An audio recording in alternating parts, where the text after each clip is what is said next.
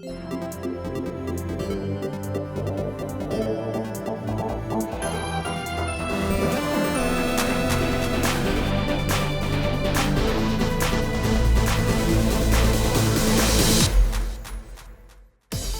good, everybody? Welcome to another episode of the What's Good Games podcast. I'm Andrea Renee, joined by Miss Christine Steimer. Hello. Miss Brittany Brombacher. Hello. And I accidentally cut to Alanah Pearce. Miss Alanah Pearce is back on the show. Hello. You guys did it, so I was wondering if I had to join in on that. It's like Nah, a you can thing. do what you want to do. Yeah. Well, thank you so much for coming back. It's so great to see you in a post-IGN world. You're a free agent now. How exciting is that? It's cool. I've been doing Let's Plays and streams and all this stuff that I wasn't contractually allowed to do, and I kind of forgot how much I miss doing that stuff. It's it's a lot of fun to be able to kind of freely create stuff again. But yeah, I always need to clarify, I am starting a new job. I'm just in this weird lieu period right now where I'm waiting on a visa, but I'll still be allowed to do all that stuff when I start my new job. So it's been fun. Sad but fun. So if people want to watch you stream, where can they find your streams at?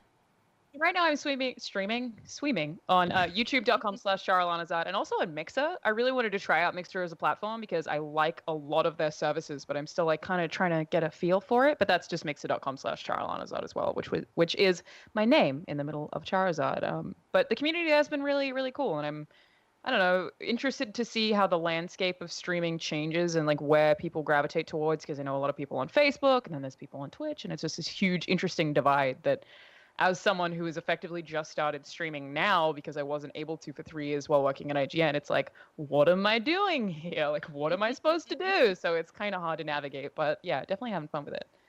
Well, that's cool. We'll be sure to put those links down in the description for you guys if you want to check out her channel and pop in there and say hello in the chat. I totally understand what you mean when you say, what do I do with this? Because I also was really late to the streaming game, despite the fact that I've been working in video games for so long and every outlet I've ever worked at has streamed. I never really got into doing it solo. I think of the 3 of us, Steimer, you're the only one who really streamed with meaning. With meaning, with gusto. Yes. Yes, I did. Steimer, your voice is sounding particularly sexy this evening. Oh, hey, girl, what's going on? Oh, yeah. Yeah, I should do the Bat Dad streams when my voice is like this, but I can't do them. Just play through the Arkham games. No, so I've been playing Dream Daddy, and I made my character Bruce Wayne, a hipster Bruce Wayne. So I call him Bat Dad, and anytime he speaks, I do the Batman voice. I'm on board. Very on board. This is very good. Super committed. And actually, we romanced each other. Well, you romanced me. I romanced the male version of Brittany. Who is an alcoholic whiskey drinker, something or another. I don't know. Yeah, he's the rough and tumble guy. And if you sleep with him, you can't romance him. So I slept with her, but alas, it was not meant to be. Oh. Can you because I never got very far through that game. I should actually play that, but can you cheat on people? You can romance multiple dads. I think you can try. I actually don't know. Keeping it loyal to Brittany. Well, I haven't. No, because Brittany's done. Oh. Because she was too easy for me. There was no more allure to her because she just threw herself at me, and I was like, well, fine. Wow. Fine. There's no more there. There's no more love for her to me. Complicated. Yeah, it's complicated. Real life. What's Good Games Video Game Podcast, ladies and gentlemen. It is a video game. Mm-hmm. Yeah, you just happen to date dads. What's weird about that? Nothing at all. All right. I was just letting you guys go on. I'm Andrea's sitting quietly waiting. No, I was just intently listening. I've been told that I need to work on my listening skills, mostly by my husband. So I'm working on my. You would think after over a decade of interviewing people that I would have razor sharp listening skills. I think it's the opposite, because when you're interviewing people, sometimes they'll give an answer and I will not be listening to the answer because I'm thinking about my next question. I would argue that interviewing people for a decade means that you are a worse listener because you the answer isn't for you, it's for the audience watching, right? For the most part. So then you're asking another question and you're just thinking about what the next question is all the time. So you just kind of tune them out sometimes. It's like, that's True. why you're a bad listener. Take that to him. There you go. Is that why Andrea's often like, yeah, that's great. Okay, moving on. I'm like, Literally, it really is. I Yeah, like to sure. blame it on the internet lag every once in a while, but let's be real, it's because I'm focused on what's next. I love Fair it. though. Speaking of which, thank you for that segue, Brittany. This, of course, is What's Good Games, your source for video game commentary, analysis, and funny stuff. Welcome to the show. If this is your first time joining, we recently had some people reach out to us on both on Patreon and on our Facebook group saying that they just discovered the What's Good Games podcast. So if you're new, thanks for joining us, and we hope that you enjoy the show. If you do, if you want to hit that subscribe button in your favorite podcast app, we would definitely appreciate that. If you want to go one step further, maybe leave a review, we'd appreciate that too. Or you can pop on over to youtube.com/whatsgoodgames and hit subscribe there, and maybe hit the like button. Like what the kids are saying these days, smash that bell for notifications for whenever we upload a new video. That's a new thing, I guess. I'm trying to be hip with the times, what the kids are saying on the internet. Regardless of how you get involved, we appreciate you being here and are thankful that you're here. And we had a fantastic happy hour Q&A earlier this week with all of our patrons. Everybody who's on our Patreon can get in on the happy hour Q&A, which happens once a month.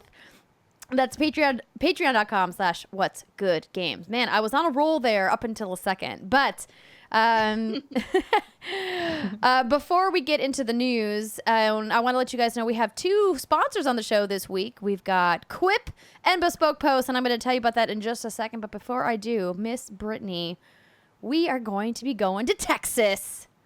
Oi, mate. No, that's not Texas. Me too. What? That's not at all Texas. This is my problem. Is my Oi, mate.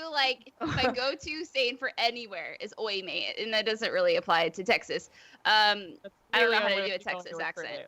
Nowhere else. Yeehaw! Howdy, y'all. Yeah, give me some of that Out here into Texas doesn't look like deep anything to me. fried corn dog. So I actually was just in Austin a few days ago. I was just 45 minutes away. I went to New Braunfels, Texas, for Schlitterbahn, the water park, and I found Austin was only 45 minutes away. So we road All of tripped. those sound like made-up words. Yeah. We're I definitely promise going to you be they are talking not. about the water park, so just hold it for a second.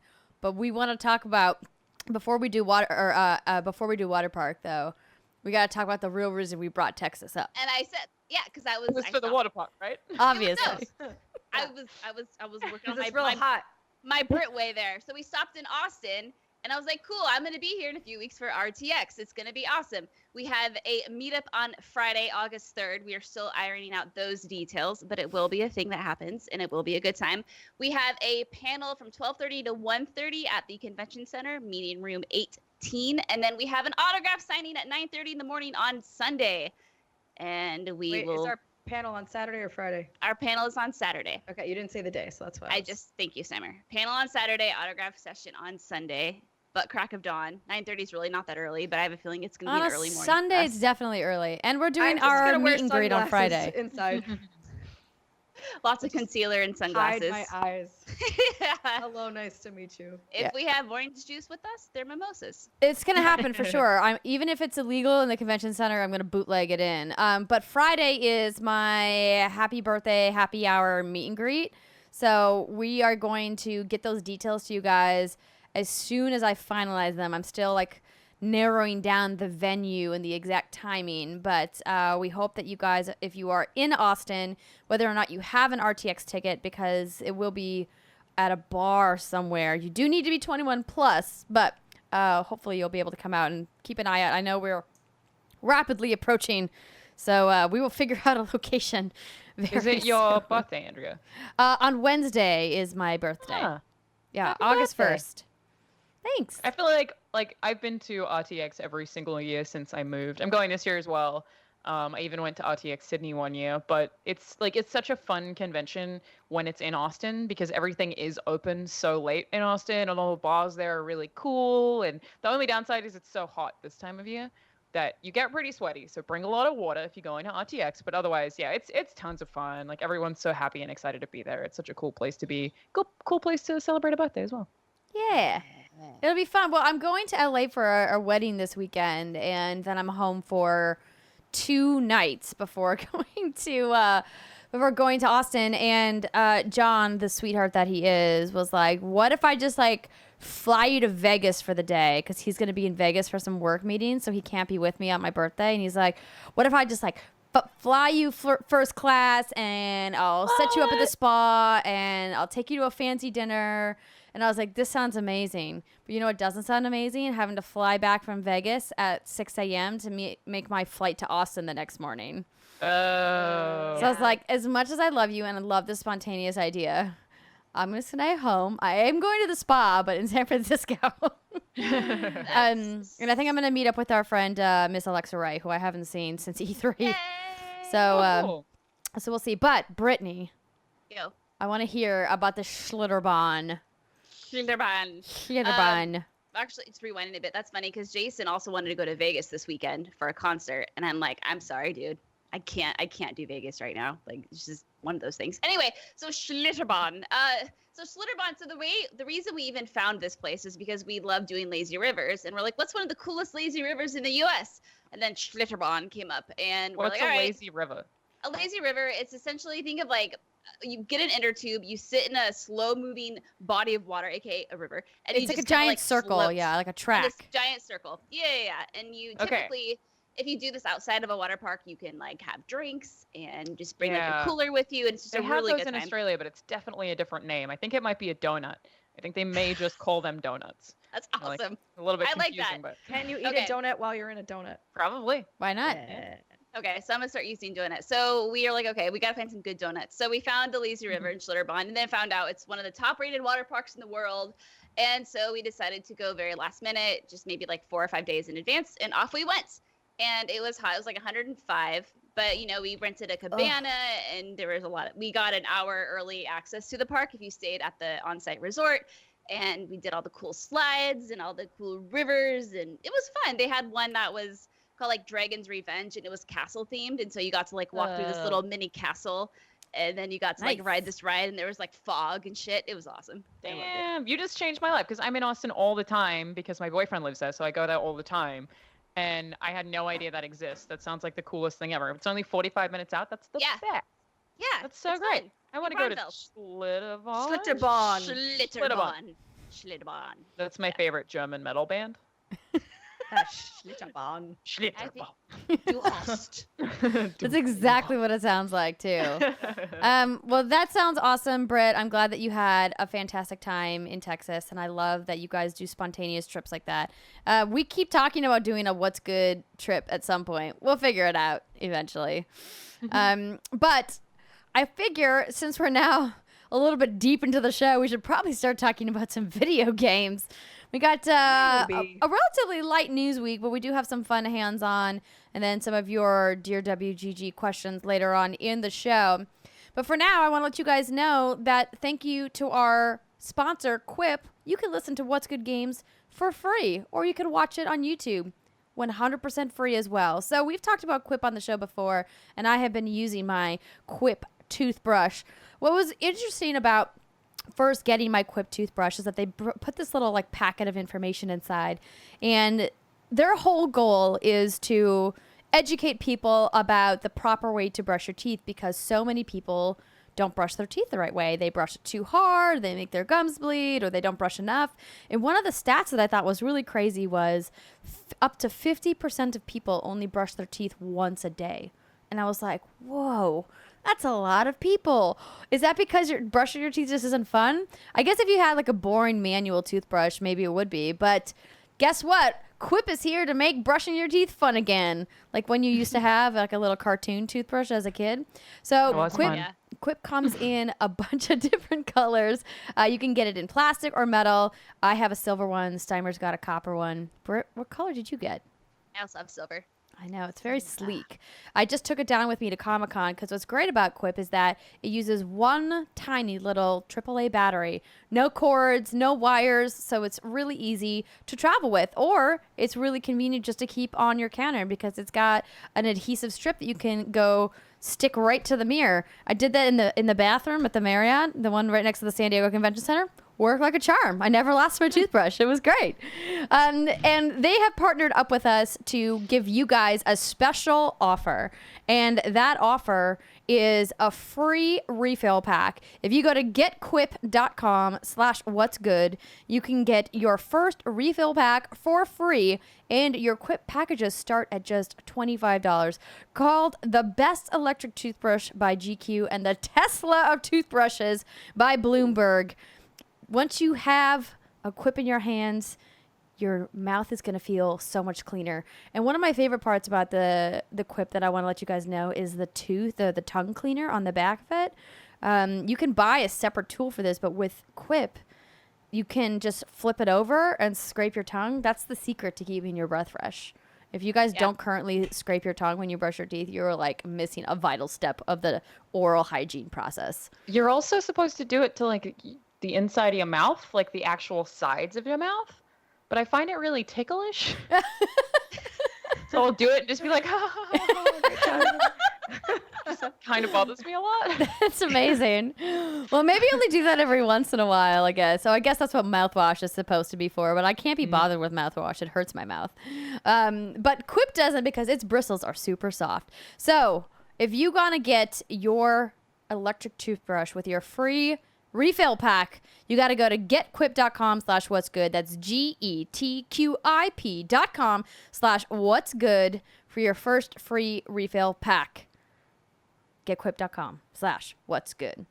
All right, on to the news. So this first one is not really hard news. It's more of a rumor, but I thought it would be fun to talk about since it involves new hardware. And man, oh man, did I do a bazillion and one Xbox 720 stories back in the day.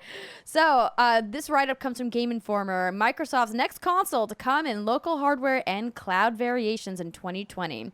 So we know that at E3, Xbox chief Phil Spencer made a surprising admission that work on the next-gen consoles had already begun, and even let the plural devices slip when talking about what the next generation of Xbox, codenamed Scarlett, might look like.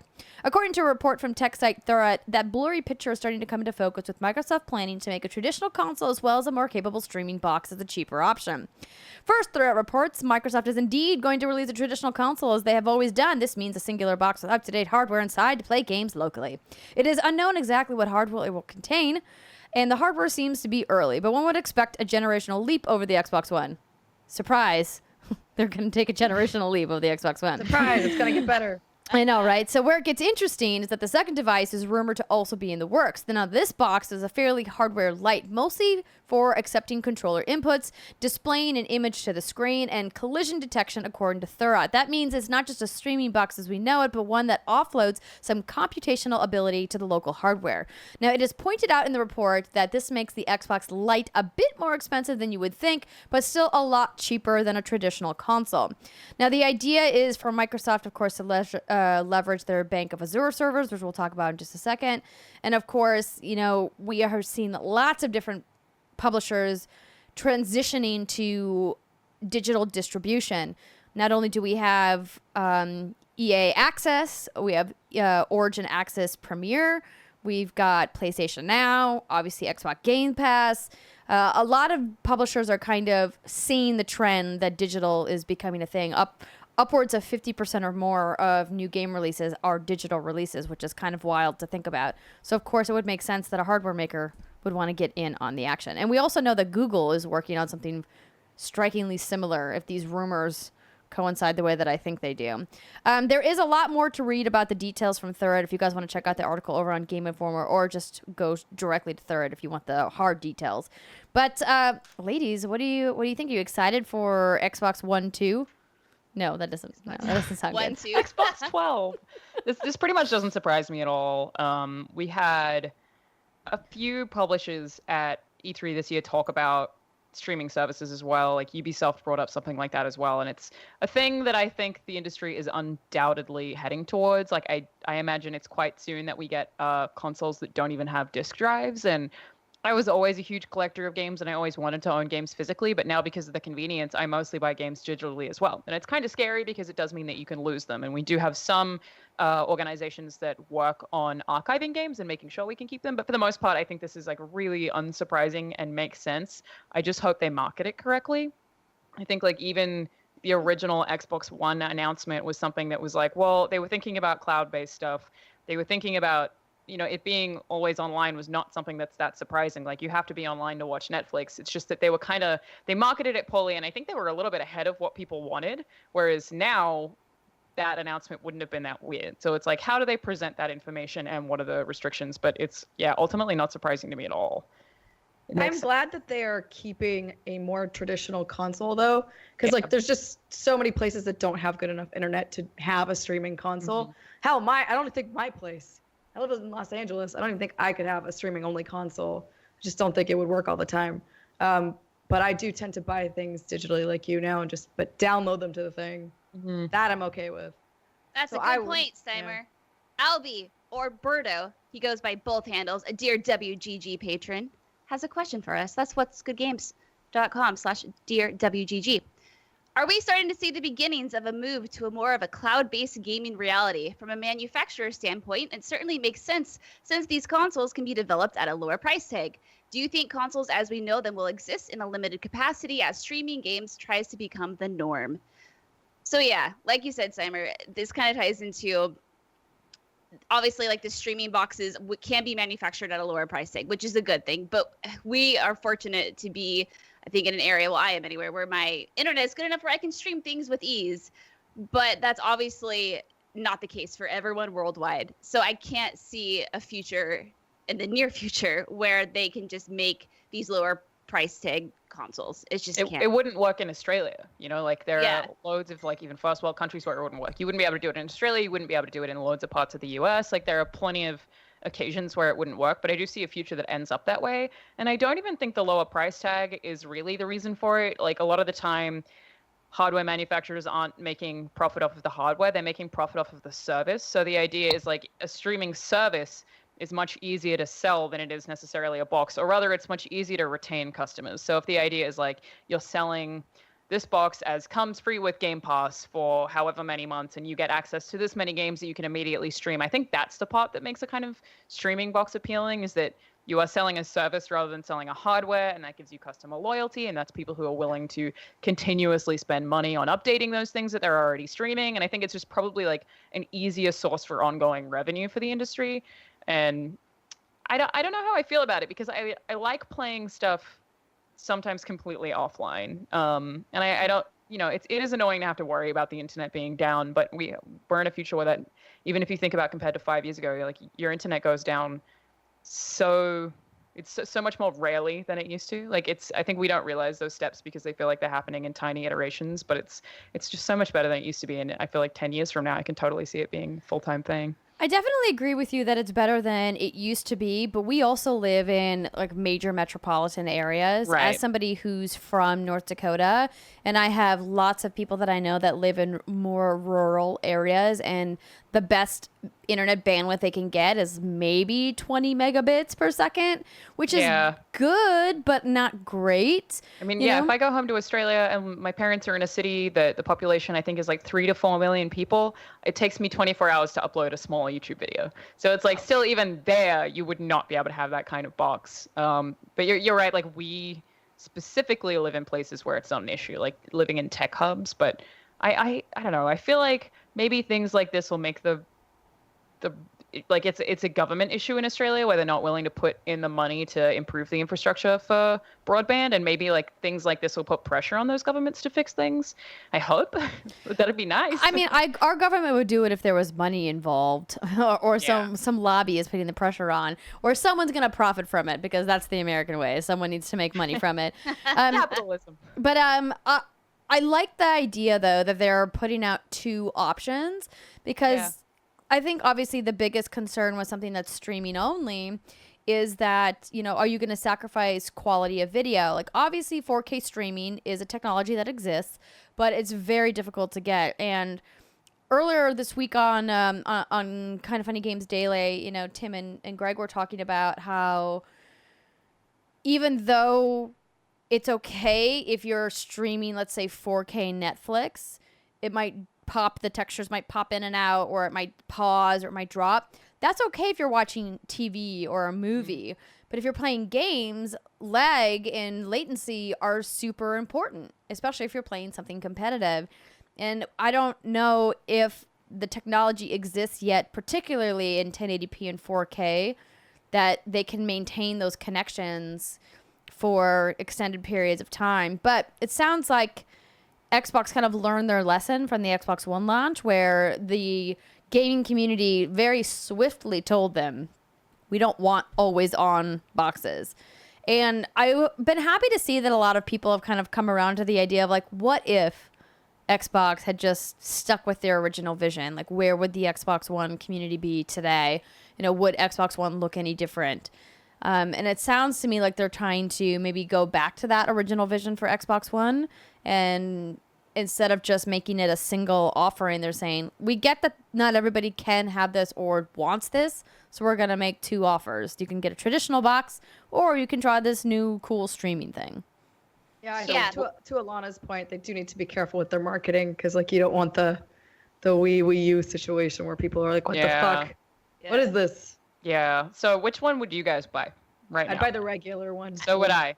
Yeah, I would definitely buy the regular one, because there are some concerns like frame rate dropping in and out like you're talking about. I'm also concerned about the latency. I know I was reading some articles about this, and there's something. No, computer, I do not want you to restart right now. It's like, whatever, restart right now. No, we're recording the show. No, we're in the middle of the show. So they're talking, and this is all new to me, so I was learning about it. But they're thinking about doing something called splicing. Now, again, this is all rumor, where half the game runs locally, half of it runs on the cloud server. So then that way, Microsoft's technology can patch it all together. So it's something like, there's a game on Amazon that also did this. Again, this is all new to me. You might know all about this already, but it's a game where you're commanding a ballista and you're shooting hordes of armies that are running at you. Now the ballista and the firing, for example, is run locally, where the armies are being generated in the background in the cloud, but it's all spliced together. So it sounds like that's one of the ways they are talking about making it work, so you don't have to worry about the latency. But for me, I want like the big physical clunky console, just so I know I'm getting the thing. I just don't have the patience to work with internet issues, but I'm with you. Yeah. We also got oh, sorry, go ahead. No, I was gonna go touch base back on the price tag again, because what they said is that this would still be for the cloud-based system, that this would still be significantly cheaper than what we'd be used to for a regular console. So I'm wondering if there is opportunity for them to make actually a profit on their consoles if it was priced reasonably. And I don't know what that price would be. I mean, what do you expect to pay for a new console these days? Like $400 to $500, $400? I think 400 is the benchmark now, right? Yeah. So if they could price it now, again, I don't know, $200, would they make a profit off of that? I'm not sure. But obviously, how many you sell? How many you sell, right? Well, also depends on how big it is and how much materials you're using. Like if it's like a Chromecast size, right? Like if it's small, they could potentially make a ton of money if they're investing all of that overhead into the cloud services versus the actual like physical box.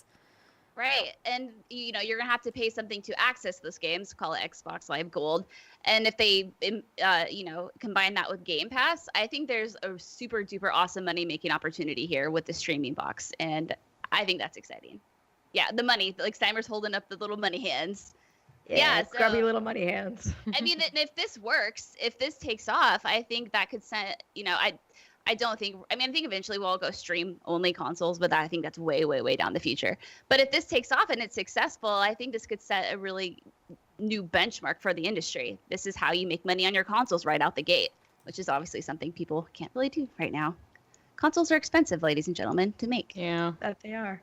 Yeah. They are indeed. Well, time will tell, right? 2020 is actually not that far away. We're more than halfway through 2018 now, so Ow. it's gonna be here, before we know it. Stresses me out. But we'll keep an eye on it, and of course, we'll talk about all the latest rumors. What are we calling this thing? Scarlett? Is that just the code name? Scarlett, I guess. Scarlett O'Hara. Seriously, one of my favorite movies of all time. Scarlet Cloud. Gone with the Wind. Oh, so good. All right, next story. Rocket League loot drop rates revealed.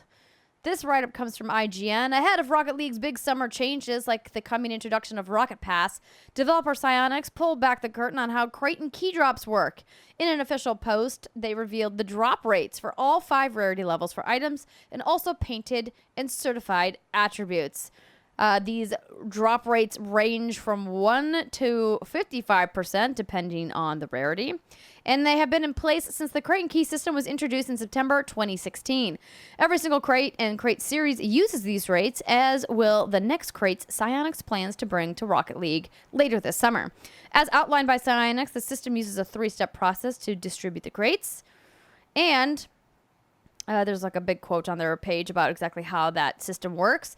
But Psyonix definitely didn't say whether or not it has any plans to alter these rates, but it did hint at the possibility. The post concludes by saying if any changes are made, they'll of course post it on the Psyonix blog. Now, I'm bringing this up because there has been so much chatter since last fall about microtransactions and multiple countries pursuing the legislation around gambling and microtransactions in video games. The ESA has come out here in the United States and made statements about how they don't deem microtransactions to be gambling, but we've seen places like Belgium that have taken a stand on it. There's also been legislation proposed in places like Australia, like France, and a variety of other countries. So it's interesting to see that finally an American company has come forward and said, hey, you know what?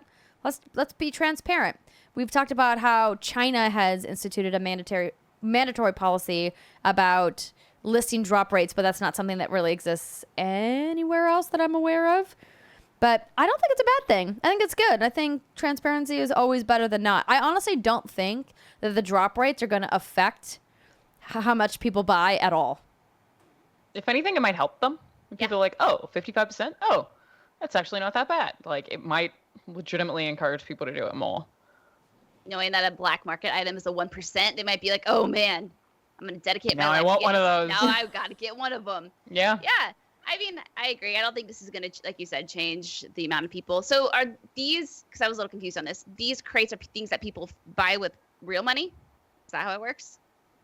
Yes. So the crates are, and the crate system is like a random drop. So it's an RNG with the crate system, and I believe the crates are 99 cents to buy a key. So you like earn the crates and then you buy the keys. I have to look up exactly how the system works, but it sounds very similar to the Paragon system, where you can like earn both in game periodically. But if you want to open more, you buy the crates and the keys. But yeah, that game has been out for a long time, and they keep supporting it with content, and there's only one way to really do that, is to charge for stuff. And so they have some really fun cosmetics they can charge for. I just always come back to like the RNG aspect of it. Like, I would rather it be like, here's the skin you're buying, or here's like the shader you're buying, or whatever the cosmetic item is. I just don't like the uncertainty of blind boxes, particularly if there isn't some kind of system in place to prevent you from getting drops that you already have in your inventory. Yeah. It doesn't feel good, man. Feels bad. I'm surprised that a rare item is a 55% drop. That doesn't seem like it would be rare. I know. Well, rare is usually the bottom. I thought like common was. Doesn't it go like common, uncommon? Well, for this, it's... Maybe I played too much Pokemon in my day. But yes. Anyway. No, this is cool. That rare. I think transparency is good. Honesty is the best policy. It's just good to know. Like, what are my odds? Cool. You're not trying to be a sneaky squirrel on me. Thank you. Sneaky squirrel. And it does, even though it is still technically gambling, like you don't know how much of a certain thing that you're going to get, it does make it seem slightly more ethical. Mm-hmm. Like I would be happy to see more devs putting out stuff like this. Totally. Yeah. Same. If you're going to make me pray to RNGesus, tell me how much I need to pray to him. How much money do I need to give him, please? Do you need to make a blood sacrifice?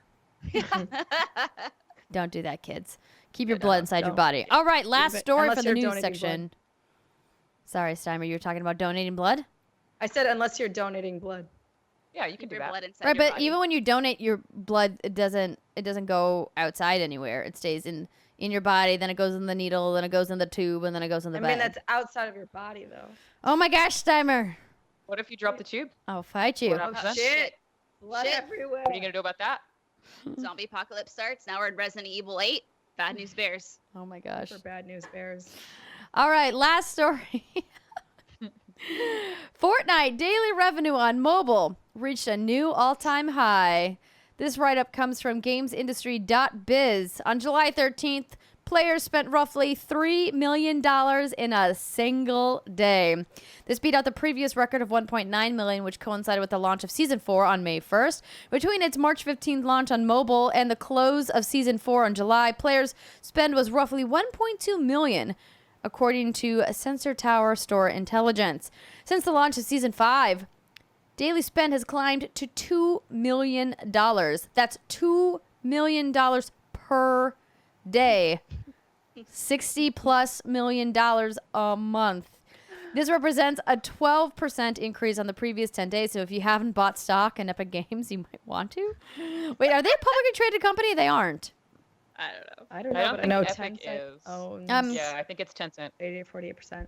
Tencent is a minority stakeholder. I know because I was, excuse me, Andrea, Tencent is not a majority stakeholder. I was Not a majority, but they do have a large amount of shares. Yes, they do. Because I was wronged on Kind of Funny Games Daily because I said that they had a controlling stake because I thought they had 51%. Oh, no. They don't. No. So They did, I'm, like, I'm just going to 48, turn it right? right back at you and be like, they Yeah, have no I thought control. It was 30 something.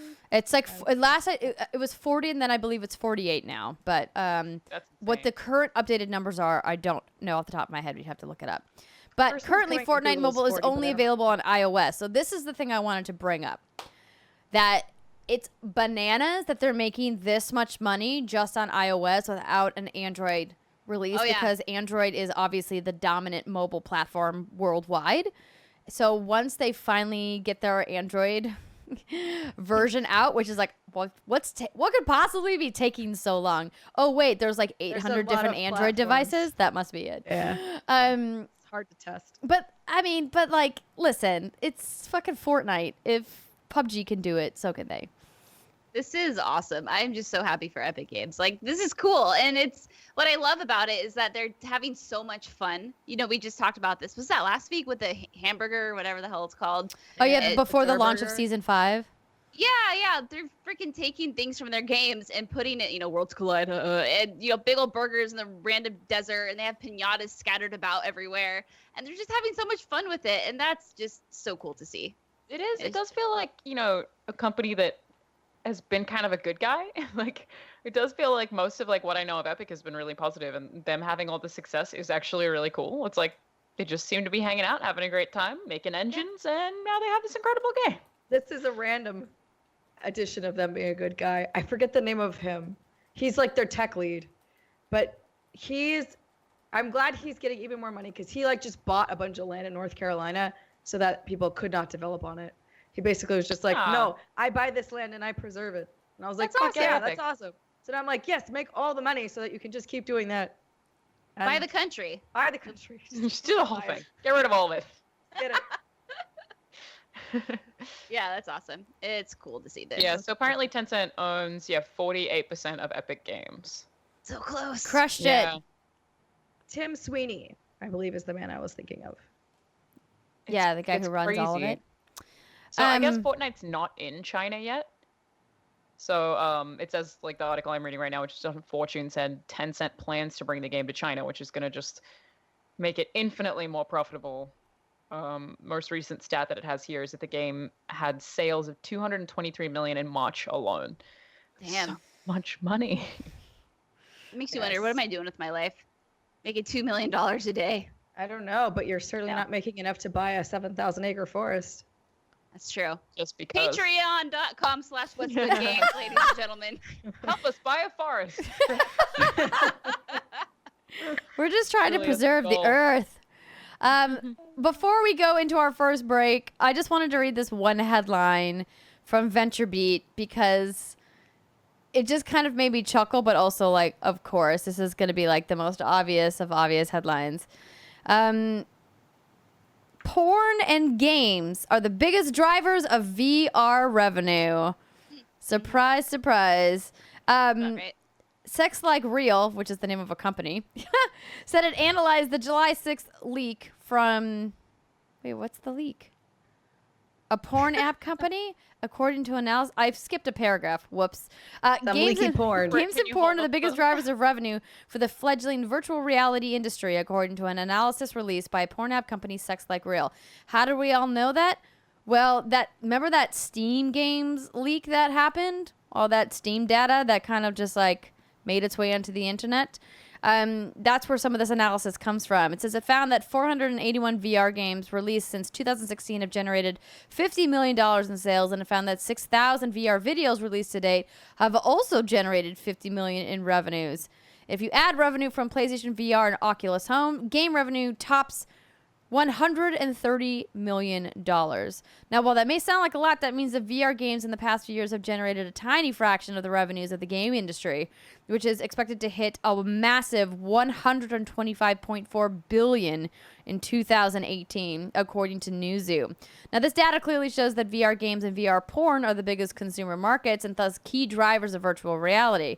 Now, in many ways, that's no surprise since games and porn have reportedly driven sales of many consumer electronic products, going back to the video cassette recorder and the first personal computers. I was going to bring that up. It's like, so I tried VR porn once when it first came out at CES, and it was terrible. It was really, really you bad. tried it at CES, like in front of people? Oh, yeah, they had tons of it at CES. I remember It's this. Vegas. Awkward. It was super awkward. I think I was the only woman in the room as well. Like, it was really weird, but it was really bad because, like, perspectives were really weird, and so it's like someone gets on top of you and they look like a mountain, and you're just like, none of this is right. It was really bad, and apparently they fixed it, but like, even then, I was like, I really genuinely hope that VR porn succeeds, because if it does, VR will succeed. Basically, as soon as you have porn on something, that hardware is fine. Like, the same thing happened with VHS. Like, as soon as you can get that to work, then that hardware, like, people will continuously iterate on it. People keep improving it, trying to get it into more households because it's so profitable. So it's like, if we can get porn to succeed, then games will also start succeeding more as the hardware is refined. It's like, just figure that out, and then everyone's good. And the porn peripherals as well. I saw this on a those like random Facebook videos you'll find as you're scrolling through your timeline. Yep. It was a man watching VR porn, but he was wearing a suit. And on specific parts of his body were sensors that would activate as he was watching this VR porn, like on his like nipples, there'd be like little like vibrating sensors and other parts of him. Like, dang, the future is here, ladies and gentlemen. Dude, it sounds like Ready Player One, which we're going to talk about later. Yep. At GDC, there was, I think it was for Res, there was one of those bodysuits that you could wear for Res Infinite, and it was like, it would like vibrate the music. Like, same thing. Someone probably used that for a sex porn thing later. It wasn't that. No, because I actually used the suit. I got in the suit and I did the thing. And I was, because that was my first thought too. I was like, what is this going to be like? What's going to happen here? But it wasn't, it was just like mostly vibrating on your outer limbs. Not much sensation in your Could they just use the same suit? Like, maybe they could have. Yeah, I mean, I'm not going to tell you what to do with your time, sir. Whoever takes that suit home. Yeah. I don't know where that suit lives. Does Mr. Gucci have it? I don't know. Oh my gosh. Well, I just wanted to drop that in there because I thought it was interesting. Not that we all didn't know that porn and games go hand in hand, Avi. But we're going to take a short break right now. And when we come back, we're going to talk about some games that we have been playing. So stick with us, and we'll be right back.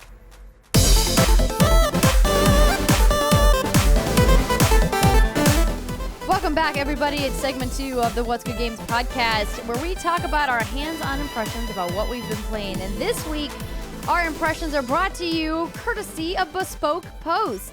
So a few weeks ago, you heard us talk about Bespoke Post for the first time and how it's kind of like a present from yourself to yourself once a month. And now you can experience it too at boxofawesome.com. So I personally picked out the Som box, which I'm assuming is short for sommelier, which is basically just a super fancy wine person who knows a lot more about wine than I pretend to. And obviously I picked the wine box because it's on brand for me. And I wanted to just tell you guys that I bought this box, or they shipped this box to me, and I honestly thought that I was going to be like, they're not going to have anything in there that I don't already have. But whoa, was my mind blown. Because the can of proprietary gas that you use to preserve your wine has changed my life. And they also gave me a really fancy wine key, and you just can't have too many wine keys. Which is essentially another word for a bottle opener. What's a wine key? Yeah, well, that's like the server terminology for it. Because when you work in restaurants, you open a ton of wine bottles a night, and you have to get the one with the hinge in the lever to make sure you don't break the cork. It's beautiful. I really love it. But I wanted to tell you guys a little bit more about Bespoke Post. So they scout out quality and unique products around the world, delivering them to you every month without high retail markups. So to get started, you guys need to visit boxofawesome.com. Answer a few short questions that will help them get a feel for the kind of boxes that will go best with your style. Now, whether you're in search for the perfect drink, a well-kept pad, or a jet-setting style, Bespoke Post helps you get there, improving your life one box at a time. So the first of the month, you'll receive an email with your box details, and you're going to have 5 days to change the color, sizes, or whatnot, or add extra goods to your box. Now, if you're not feeling that month, if you're like, well, my budget's a little tight this month, or you didn't like what they picked out for you, no worries. You just skip it. So from barrel-aging kits to limited edition cigars, weekender bags to classy dope kits, and of course the Somm kit that I was talking to you guys about, Bespoke Post offers essential goods and guidance for the modern man or woman. So, if you guys want to receive 20% off your first subscription box, go to boxofawesome.com and enter promo code What's Good at checkout. That's boxofawesome.com. Promo code What's Good for 20% off your first box. Bespoke Post, themed boxes for guys that give a damn. Steimer, have you used your Moscow Mule copper mugs yet? Not yet. They're all washed and up there. I just haven't been. I've been moving around too much to make a drink. Yeah. But Life and such. Nice. I'm gonna look it up. What's the website? Boxofawesome.com. I got the aged box, which is the whiskey one. It comes with these really cool little whiskey. I think the official name is tumblers. I would call them glasses, but I think people would laugh at me. And it's cool. They sit on their side and then they like spin, and it's really neat. Like that's I've never seen whiskey glasses like that. And then it comes this like stuff is fancy. Yeah, it comes with this little thing that you stick in your drink and it makes it smoothie. Leave it in there for 8 to 10 days. Like it's called a stave, I think. Andrea, you probably know more about it than I do. Little honey oak thing. I don't know. It's really cool. I'm digging it. Yeah, what's great about it too is that you don't just have to get it for yourself. If you have somebody in your life, like my husband, who is eternally difficult to shop for because he buys himself whatever he wants, they have some really fun ideas for boxes for gifts for people too. So you would sign up, get 20% off your first box, either keep it for yourself or maybe you want to give it away. Who knows? Again, one more time, boxofawesome.com, promo code What's Good. All right. So we have been playing some stuff. It sounds like all three of you have been on the Octopath Traveler train. So do you guys want to start with that? Some more impressions now that you've gotten some more time with the game. Has anybody finished the game? Hell no. Oh no, girl, it's a long game. How many stories have you done? 60 hours, which for a JRPG is not that long. Sure. You're 60 hours in? No, apparently that's how long it is. Oh, I was like, girl. Yeah, no. Yeah. I have traveled my Octopath. So I am maybe now like 16 hours in. Mm-hmm. I have 6 of the 8 people, companions, the travelers. And we were talking about this yesterday, which was Monday, the happy hour Q&A live stream with Steimer.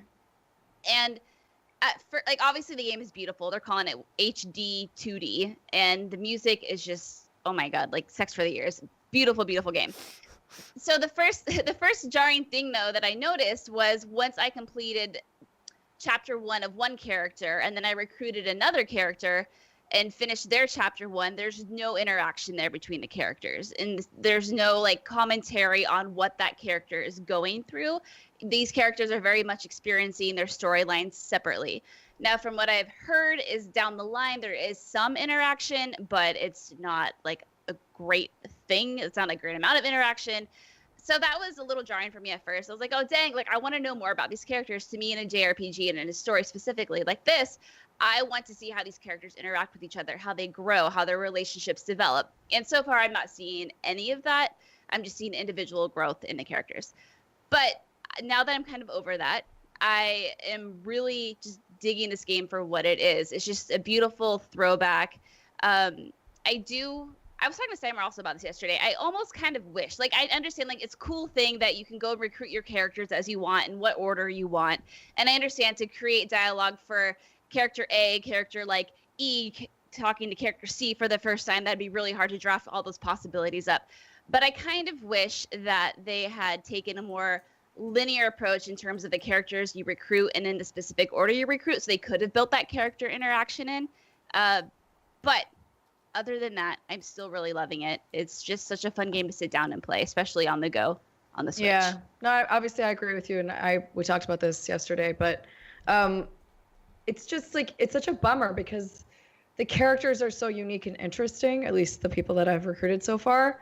And I'm like, man, like, what would you talk to each other about? Like, that would be kind of interesting to see. Right. How you would play off of each other, or what you would think about, like, what the super religious chick would think of Primrose. Like, I would be interested to see that, but instead, they all just kind of following the leader around the map, and they don't really acknowledge that the other ones exist, which is sort of weird. Like, you fight the boss battles together, but it's like, I was alone.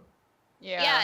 You fight the boss fight, together, and then after that, in the the narrative starts up again. They're all gone. It's just that character again. It's like, where'd everybody go? Yeah, it's a really interesting game because, like, at the start, you're right. It's like, it's beautiful. The characters individually are really interesting. I really like the battle mechanics. I even like the way that the different party members, the abilities they have, can work off of one another. But you kind of get to this point that I've seen everyone get to, and I think I'm about 20 hours in, that it's like, it starts to feel a little bit repetitive. You realize just how often enemies spawn when you're traveling, and you're like, oh, this is a lot. And you get to that point where you realize that there isn't any character interaction. And it's almost like, obviously not intentional, but it's almost like it feels a little bit misleading. Like, if someone were to write a review of the first 5 hours of the game versus the full game, they'd be so different. And I want to encourage, like, anyone who likes any kind of RPG to try it, because it's beautiful, it's not that expensive, and it's just listening to it. Like, I had it just running on my TV one night, and I just left it on, and I was just sleeping to the sound of this town. That was really nice. Awesome. It's really cool, but yeah, it is, I think, not as deep as I initially thought that it would be. Right. And but I still like. Yeah, someone was like, would you consider this to be a Game of the Year contender? And I think, like, an RPG Game of the Year contender, sure.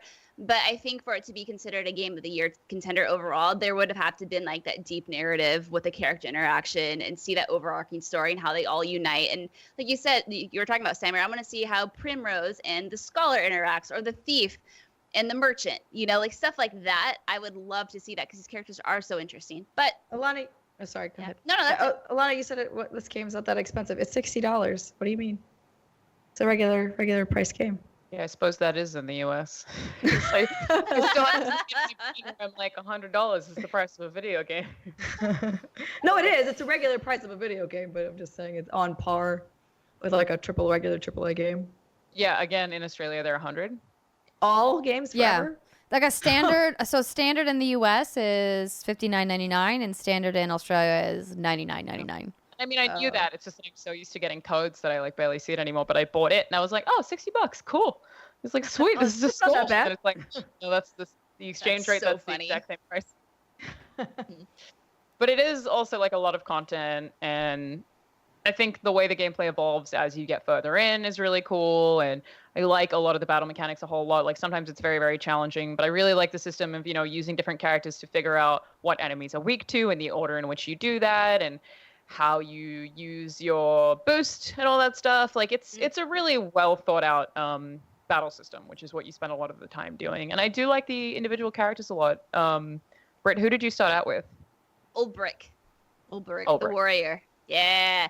And also the battle mechanics are fun, but the path actions are fun as well. So there is a bug trying to, like, infiltrate my mouth. I don't want that. So there are, I don't know what this little fucker's problem is, but he's, like, dive bombing me left and right. Oh my God. Okay. So as you go across the town, you're going to find side quests. And, all you do is you approach these characters and you talk to them, and they, like, have a problem. And it's, like, maybe a few sentences long. And then that's it. The game doesn't tell you what to do. It doesn't tell you where to go or anything like that. And then I was like, how does this work?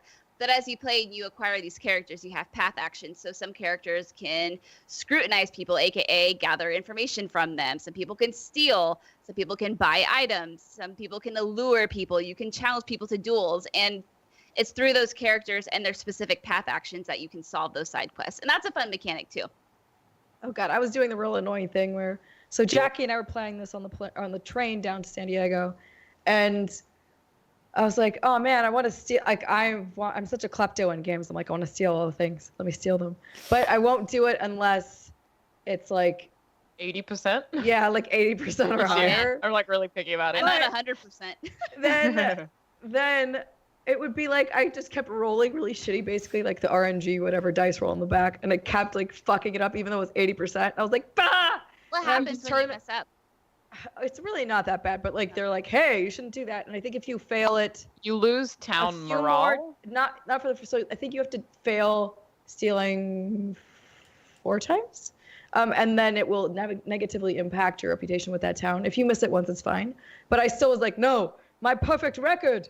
So then I would restart because I always saved right before I would try to steal from someone. Well, save scumming. You save scumming, but with thievery. Yes. That's what that is. Yes. Is that the I'll only official do it term? if it's like 80%, and I've never failed it 4 times. But you know when you go into one of the taverns and they're like, "Oh, pay to fix your reputation," and they're like, "Your reputation's fine." And I'm like, "You're damn right it is." Wait, what? You could do that? Yeah. The tavern. Oh, that's not as scary then. Yeah. They don't just Okay. permanently hate you. I Pay 'em can off. pay people off. Money fixes all problems. But it's also like in a game where you're, solving problems and saving the world. It's always just like, why are you guys really that mad if I steal a berry off of you? right. Like, I'm doing a lot for I'm society. helping you. Like, the you should thief just be isn't, giving this but to me. The thief's really just in it for himself. Oh yeah, RPG townsfolk are dicks. It's like, hey, I'm going off on this journey. I'm going to save the world and everything. They're like, okay, but excuse me, since you're not staying in our town anymore, we got to start charging you for hotels. And it's like, fuck you. This is how you show your appreciation. Like the end of Fallout 3 is like, no, I'm sorry, no one else could possibly do it. Like, I get that you're friends with a super mutant, but you have to die. You're like, but why? Why? Like, because it's how it was meant to be. When I did so much stuff, why do I? That doesn't make any sense. Yeah, they're like, too bad. Guess you're gonna die. Like and then how when they patched it, he super guilt trips you. He's like, this was really your journey to complete, but I guess. Yeah. I guess I'll go in this room. You're like, fuck off, Fox. What are you talking about? It won't hurt you. What's the problem? Why are you being so mean to me? Yeah. All right. Anyway, we got off tangent, but yes. All right. Those are my opinions on the Octopaths. Yes, I echo those video opinions. Game. Good video game. Cool. There you go, ladies and gentlemen. So Alanah, last week on the show, Britt tried her damnedest to explain to me, and Steimer also helped about what JRPGs really are from like a gameplay perspective, like kind of what defines the genre and like what they love about them. And I'm just like, You haven't even played like a Pokemon game? I mean, I played a little bit of Pokemon X on 3DS. I've played a little bit of Final Fantasy, one of them. Yeah, I dabbled in a little bit of Final Fantasy 15, but that's not very traditional JRPG, right? What was the one you played with Alexa? Yeah, I played Final Fantasy 9 on PS4, the remaster. I have played a little bit. Well, would you call Battle Chef Brigade a JRPG? Maybe not. No. Basically, like it's the turn-based battle system that I'm just kind of like, I don't know. We'll see. But So did you like 15 then? I didn't play enough of it. I was gonna go back when the Royal Edition came out and really kind of like sink some time in, and then I just went back to playing Destiny. Oh, there you go. As I'm holding my hunter symbol from Destiny necklace. But I digress. It was an interesting conversation. If anybody out there listening or watching missed it, it was a fun conversation about JRPGs. And some people did reach out to me and be like, I'm with you, solidarity. And then other people were like, you've been missing out your whole life. And I was like, I know, it's fine. There's plenty of games in the sea, as the saying goes. That's true. Famous saying. Yeah. Gandhi, It's a good saying. There's so many games in the sea. Don't worry about JRPGs. You're exactly. See, it rhymes. Let's talk about something else that Britt is passionate about. Resident Evil 2. So, obviously, we saw this game back at E3. We talked about it then, but I didn't get a chance to play it because I was stuck on stage most of the show. And I finally got a chance to get hands-on with the game at San Diego Comic-Con, where, of course, Capcom announced the collector's edition for Resident Evil 2, complete with the statue of Mr. Leon Kennedy and a bunch of other stuff. So the demo, in fairness to what I'm about to say, the demo that I played was much shorter than what you got to play at E3 because they were cycling people in and out because this was on the floor of Comic-Con. So it was open to anybody who had a Comic-Con badge, which was like 200,000 people. Wow. But I wanted to go and check it out to see what the hype was, since it clearly won Best of Show, despite the fact that it didn't win any of the solo categories below it, but somehow it won Best of Show. I tried telling you, but it's fine. No, it's okay, and you did, but I was like, I'm holding my ground. I still don't know how they won Best of Show. So I played it. There are plenty games in the sea for us all to enjoy. Right. Yeah. So I was playing the game, and the graphic update looks good. You can see in the cutscenes, though, like where a little bit of the tearing is and where a little bit of the underlying old jank is still kind of there. So I was a little bit surprised that it wasn't a little bit crisper. Certainly looks like night and day better than the original did. Like, there's no disputing that. But I guess when I look at something like a project like this, I was anticipating it to look like any other major AAA release, and it just doesn't quite look as good yet. Now, I don't know if that's a byproduct of the code that they have at Comic-Con, of what they were running it on, the type of monitors that they have, or if that's just the way it's going to look. Do you think I'm being too critical? Like that. Like, it's in the RE7 engine, which like is kind of it's solid, but it's like I don't feel like it was mind-blowingly good looking, except for the environments. Like, I feel like some of the characters did look kind of stupid. But I didn't have any screen tearing or anything like that in my RE2 demo. So I didn't either, but to be fair, when I played it, I was on Capcom's stream and I was just so freaking excited to be there that I could have overlooked everything. Maybe same. Yeah. Yeah, like I'm just such a fan that I was just so excited to be holding that controller that if there is a demo ever released, I would like to actually play through it and use a critical eye. But yeah. So I don't know. Maybe I had screen tearing in mind, but I don't remember. Well, and of course, I'm going to be more critical as somebody who's new to the franchise and does not have any kind of fan allegiance to the franchise whatsoever. And I'm going to say, of course, that this is me being nitpicky, and that it's clearly not final code. The game has development to go. So that's just one thing that I noticed. I had never played this game, and so the things that I thought they did really well, of course, as per Resident Evil, old school in particular, Resident Evil, the atmosphere building is fantastic. You certainly have a lot of things to run around and look at. You know, you have the audio design contributing to atmospheric development and really kind of giving that spooky, scary feel, even if there's not any enemies like in sight.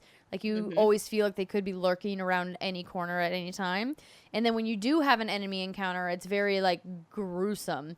There was this one encounter where I was lifting up a steel door, and there was another RPD officer underneath there, and Leon's, like, trying to pull him out to save him, and you're, like, pulling him by the arms, and something else is clearly pulling him on the other side. And then you manage to get him free. When you pull him out all the way, his bottom half is missing, and his like guts are like spilling out of his midsection. And I'm just like, oh, this is so gross. Why am I playing this game? But also, like, every shot that you take stays, which I really, really, really like, because I don't think that was a thing in 7, or not that I noticed at least. It's like everything that you shoot, like, you can see it just stay in their face, and I love that so much. Yeah, it's very gross, but I'm a fan. Such a gross game, but I don't like very love gross. It. Yeah, no, I love it. I mean, gross is definitely not for me either. The part about the demo that I really just had a hang up on was the traversal, and I don't know if this was a camera thing or if it was it just kind of like felt a little sticky. And what I mean by that is turning, like, I couldn't turn quickly. Because I didn't try to fight. Like, I got into this hallway sequence where there were a bunch of zombies, and I could have tried to shoot them all, but instead I just decided to run. I was like, I'm just going to get out of here. And I felt like when the camera was moving around, first off, it was incredibly dark. I'm holding a flashlight. I can't see anything. And, like, he just turned so slow side to side. and in a situation where it's like heightened awareness, like you're like panicking because they're like the zombies are making noises in your headphones and they're coming after you, and like there's got blood on the screen, and I felt like I wanted to have better camera control to see what was around me, particularly for a third-person game. First person, I would understand why I would maybe feel a little bit more frightened, because you can't see what's behind you in first person, right? But like third person, you're supposed to be able to, and I don't know if that's like Resident Evil camera style or if that's just for this demo. So Resident Evil 7 was first person. This is, I think, well, gosh, Alanah, you're a Resident Evil fan, yeah? So what was the last over-the-shoulder Resident Evil? Was it 6? Yeah, it was 6. 6, but this is obviously using the Resident Evil 7 engine. Yeah. I faintly remember that as well being an issue. So something I think, if I go back and watch my stream, I requested like a button prompt, right, where you can. It was in some of the other Resident Evil games where you just tap like something on the analog and another button, and you do a quick turn, so you can quickly turn around and jolt. And I think that is a necessity in the Resident Evil games, because it is an intense game. And sometimes you need a GTFO and like collect yourself, because there are zombies approaching you. And the tank controls are something that were in the old Resident Evil games. Obviously, none of us want that in this upcoming game. That shouldn't be a thing. But I agree. There is probably room for improvement there. You need to feel like you can move like lickety split. Well, especially when so much of it is like puzzle solving or like trying to find an item, and then you find it, but you can hear something getting closer and closer to you. Like you definitely do need. I wonder if that's like maybe a controller sensitivity thing, because it did feel slow to me too when I was playing through the demo.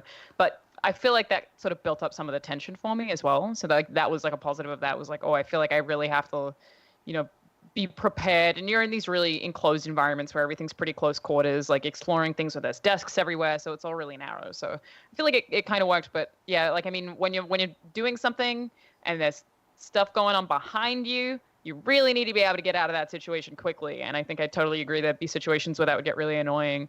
But I wonder if it is a controller sensitivity thing. They need like a quick turn, yeah.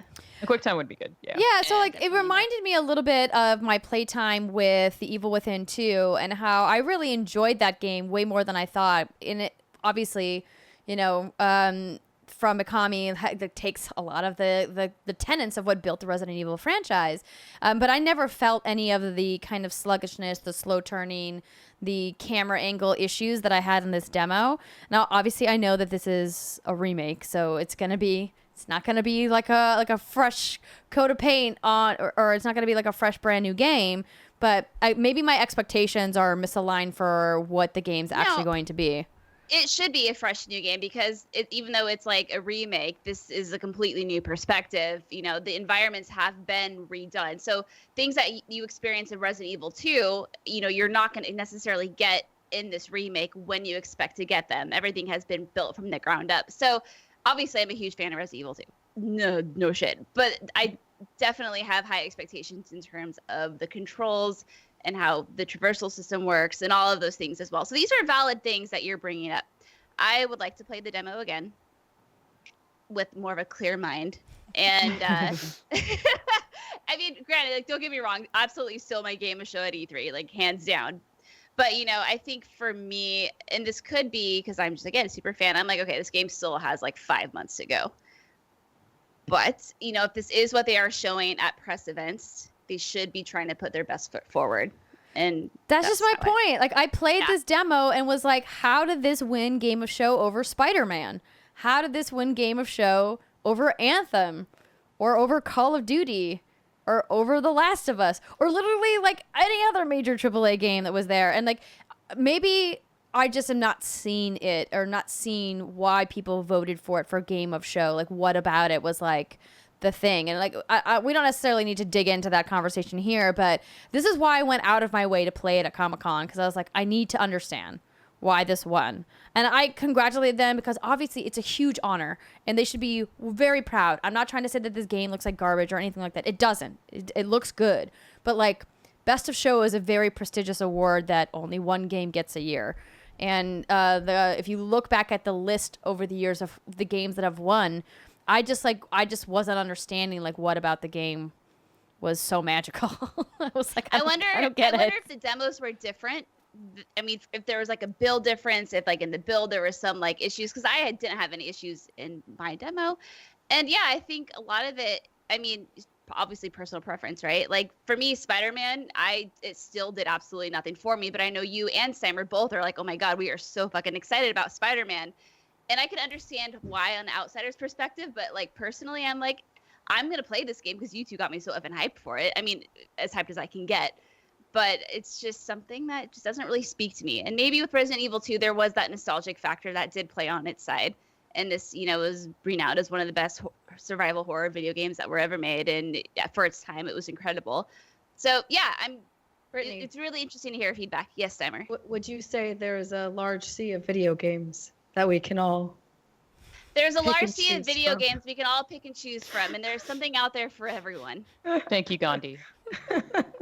It was actually my second game of show after Cyberpunk, which obviously I didn't get to play. But I think the thing with Resident Evil, which applies to every Resident Evil game, which applies to then like every horror game that I play that doesn't have Resident Evil elements, is always the puzzle stuff. Like I just love it so much. I thought the environments were really, really impressive and everything looked really realistic. And I feel like it felt different to 7 in that, you're going through the police station and everything in the room, like you see 3 dead bodies, and then at one point you'll step over one of them and they'll stand up, and it felt really, really dynamic to me.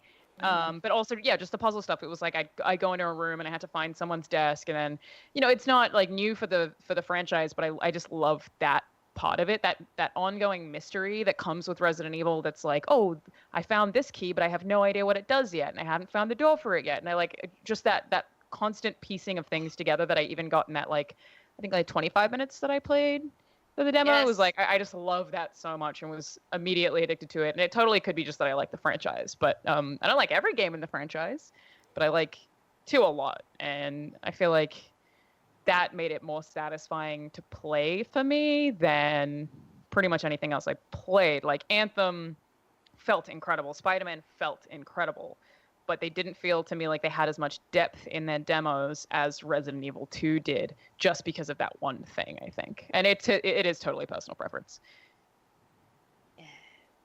Cool. That's my biggest pet peeve is in zombie games when you like walk through a thing and there's like these people you presume dead, and then one of them gets up and I'm like, jump scares. If I would just be like, I am stabbing everything in the head. Everything's like they're getting a screwdriver through the eye socket before I go anywhere near. You got to do that resource management because it's Resident Evil. Yeah. You got to stab. Why would the screwdriver be bad? Wait, what do you? No, that's what I'm saying. You can. Oh yeah, yeah. I was going to say shoot them, but I realized my error and that ammo would be scarce. So you gotta get close and stab them. But still, I would definitely be doing that all the time so that nothing would do that. No jump scares for me. It's a good strategy. It's smart. Yeah. Like they don't move that fast, so it's not really jump scary. Like they kind of just like chill around you a little bit. They're just like, oh hey Bob, what's up? Unless those crimson heads make a comeback, then we're all screwed. Those are assholes. Those guys, you have to burn them, but you only have a little bit of fuel, and you got to burn them after you kill them, or they're gonna come back and they're gonna freaking eat your head. Oh man. You should get to baby Sounds like something I'm gonna nope right out of. Nope. No thanks. I'm good. Yeah. I do want to get to one question before we get to the end of the segment. Gregory Horton wrote into Dear WGG, as Britt mentioned earlier, what'sgoodgames.com/DearWGG. Hi, ladies. Have any of you had a chance to play No Man's Sky next after today's update? And that's, of course, was written earlier in the week. I've never owned No Man's Sky until last night in preparation for today's update. Thank you for your conversation on it last week. Andrea, you totally sold me on playing it while I wait for Destiny Forsaken to arrive this September. Well, you're welcome. Base. Has anybody gotten a chance to jump back in to No Man's Sky? Only a single hour. Same here, girl. Yeah. Yeah. I'll be playing more tonight. I have never played No Man's Sky. I just, I was like, not for me. We talked about this last week. So today I purchased it, and Jason and I hopped on for an hour of multiplayer, and hot diggity damn, that game does not mess around. They throw you into the middle. I don't know if every planet you start on is different or if it was just the one we started on. It is. But okay. So the radiation was eating my face. Like, there were monsters trying to kill me, and I'm like, I literally started this game 2 minutes ago. I have no idea how to even get into my inventory. I have this, like, mining beam I need to work on. I don't know what's happening. So there is definitely a learning curve there, but I feel like after an hour, I have, like, like a decent enough grasp where I can imagine like how I need to proceed with my life. But the first question I have is like, is this a game where I just need to mine things, collect resources, and travel the planets? I thought I had read that there's a campaign around there somewhere, like a 30-hour campaign that had been implemented in one of the prior updates. But I'm like, because in all the games that I played where it's all resource management and collecting and building, I lose interest very, very quickly. But obviously this game has a history, and I'm very interested in that to see how I like it, if it can keep my interest. So far, like, I mean, only an hour in, but I'm more interested in playing another game that I just recently started this week too. But I'm gonna give it more time. I'm not totally sure. Like, I don't know. Alanah, what do you think? You played it for an hour. Yeah, so I played it on launch. Was very impressed in that it gives you like this really zen feel like on launch. And that was after, even through the marketing cycle, I was like, I think this game's going to be bad. Like, I don't think it's going to be very good. Came out, I was very happy for 2 hours while I was exploring and seeing these creatures. And then I got more into it and I was like, no, I'm good. This is kind of what I expected. I am very uninterested. And I haven't played since then. So then jumping into the next update, I landed on a planet that was pretty much fine.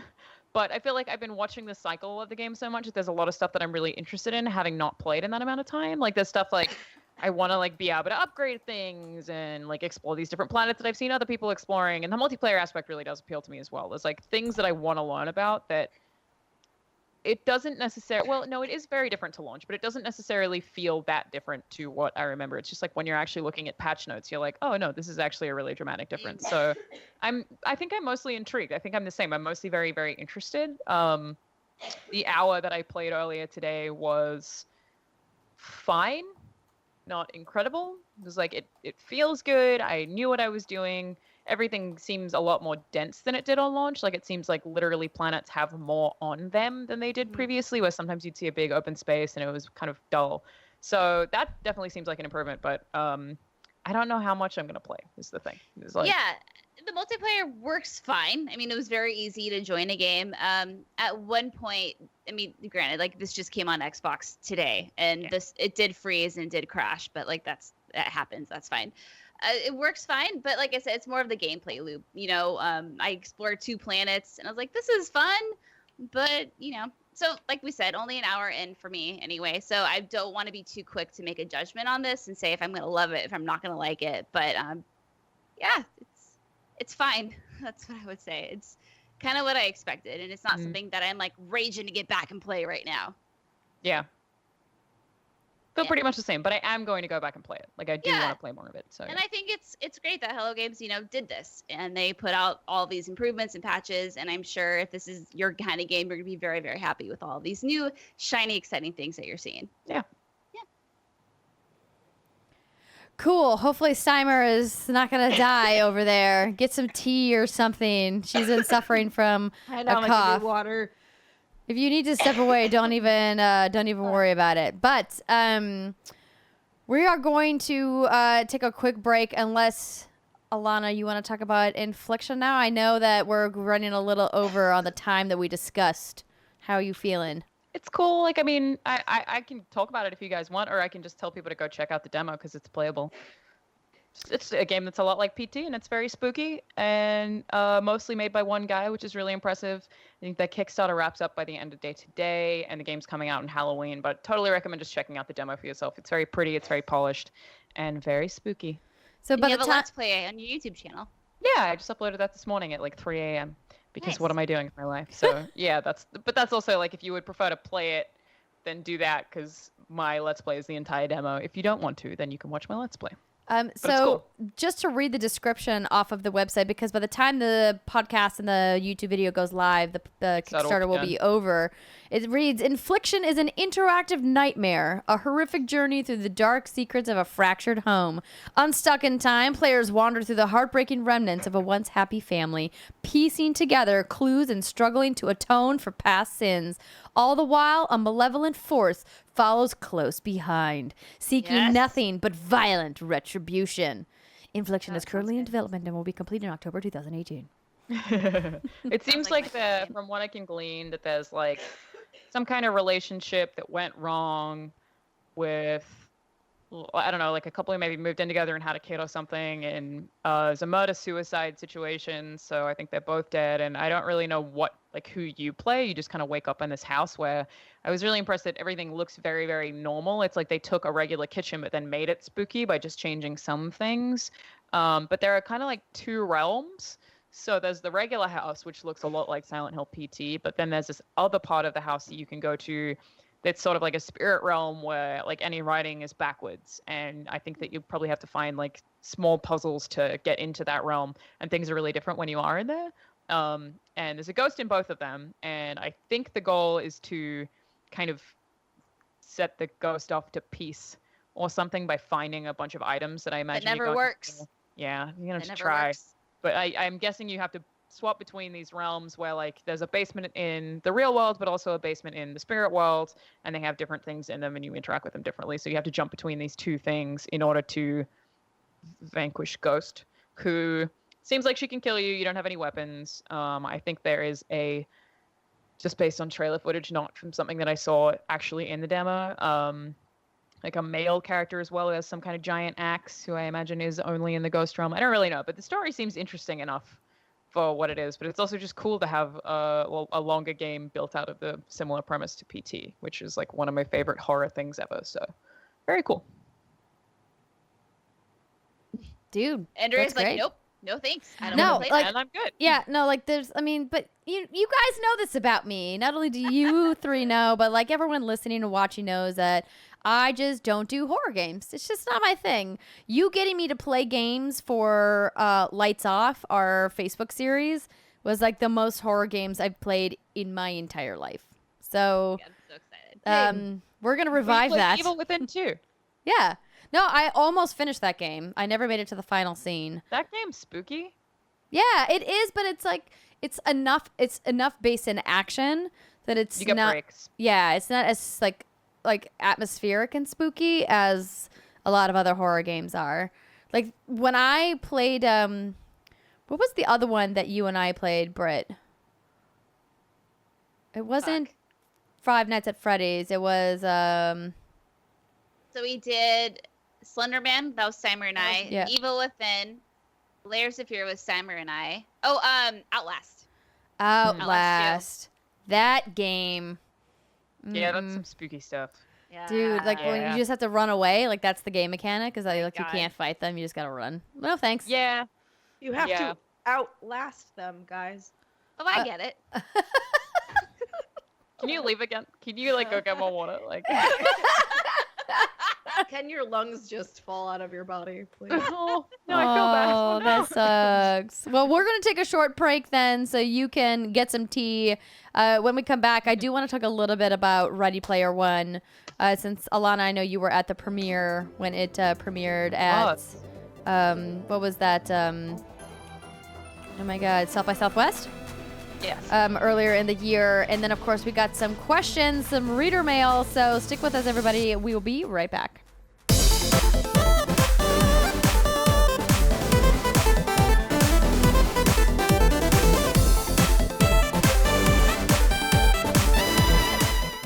Welcome back, everybody. It's the third segment of the What's Good Games podcast with special guest, Miss Alanah Pearce. And I am glad that you're here because you got firsthand experience with the premiere of Ready Player One, the movie. And I read the book and just recently watched the movie, and I've been dying to talk to you guys about it because obviously there's a bazillion video game references in that game, or excuse me, in that book and in the movie. So I want to qualify this conversation with people that we are going to talk about some spoilers. So if you're worried about spoilers, you might want to jump ahead 10 minutes in the podcast to get to some of the Q&A reader mail.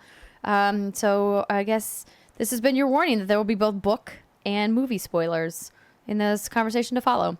I was actually gonna watch the movie tonight. Oh, well, damn it, Brittany. No, it's all good. I don't care, honestly. If I wanted to see this movie earlier, I would have. Like, it's fine. You can spoil it. Are you sure? Now I feel like an asshole. No. You're not. No, you're not an asshole, like Steimer said. And no, please do, because like I said, it's not something I prioritize. I don't care. This isn't like The Ring 3 or something that I actually care about. I love that that's what you said, that was the one you I'm like, picked. I love Your that this is go-to? her choice. All right. Go-to. Does anybody else have issues with spoilers before we go on? No. Okay, cool. I have not seen the movie, but I do not care because I read the book and did not like it. So I'm interested because I did not think the writing in the book was very good, but I liked the content. I thought that the conceit was good, and I thought the riddles were well done, and I liked all of the really obscure 80s references that as a child of the 80s, I was just like, half the references, this went right over my head. I didn't even understand them. I was like, why aren't we just always talking about Dirty Dancing? What happened? I totally agree. Like, I haven't read the book. I think it is poorly written. It's like, here's a sentence. I returned to school on Monday morning. That's not how you write a book. Make it slightly more exciting about that. Like, don't just write those sentences. And I think some of it's really cheesy. And I know a lot of people really love the book, but like, I returned to the temple and placed the guitar on the altar. Like, Okay, give me shut up. emotion, That's literally the line I just flipped to in my book, and I just set it down. That's crazy. Sorry. That's weird. Brittany, did you read the By book? the Ready Player One universe. No, I've had the book. I've had this book for many years. Same. It's the kind of book that I'm like, I want to read it because people in the industry talk about it, and it's the kind of book I would put in my bathroom. So I'm like, if I have to be in here a hot minute, I will start to read it. And I read a few pages of it, and I'm like, you know what? My Twitter feed is more interesting. Oh, A lot of people do really love it, though. sick. Yeah, I know, birds. and Some of the premise is interesting to me, like the way, like if they're, hunting this guy who's died and like trying to figure out all these puzzle pieces and putting it all together and like having to know these characters to be able to do it. And a lot of people say that the best part of the book is watching them figure out the puzzles kind of in real time, which is supposed to be really interesting, which I don't really feel like happens in the movie very much. Yeah, and I Just kinda think like- that and was then my we did it. biggest problem with the movie was that they really completely changed all three of the puzzles. So the premise for people who aren't familiar with Ready Player One is that we're in like the near future, like 20, 30 years from today, where there has been this man who is like a Steve Jobs-esque figure who has created this virtual reality MMO called The Oasis. And inside The Oasis, you can do anything and be whoever and visit all these different worlds. And, the VR tech of the near future is so good that it's incredibly immersive and that everybody feels like they're there. That, to me, was a little bit of a stretch when you watch the movie, looking at the kinds of VR rigs that they have. I was like, listen, I've had plenty of different types of VR headsets on my person over the last 4 years. I've never been so immersed that I felt like I could like lose days at a time inside VR. Because I actually totally have. Oh, you Yeah, have? I definitely have. Like, I had to review a VR game, Chronos, which is actually my favorite VR yeah. game, and it's like 8 hours long. Might even be longer than that. But I think the point is that I thought that I'd been playing for like an hour, and I'd actually been playing for like 5. It was like a casino. I was like, oh, because I have no sense of light outside, I just completely lost track of time, and I think I missed a meeting because I was just stuck playing this game to review that I was like, oh boy, it's dark now. Like, it was not good. But I think that varies depending on the person. But you're right in like some of the stuff that happens, like the action sequences that happen when they're in the VR that they just don't notice going on. It's like, oh, all right, okay.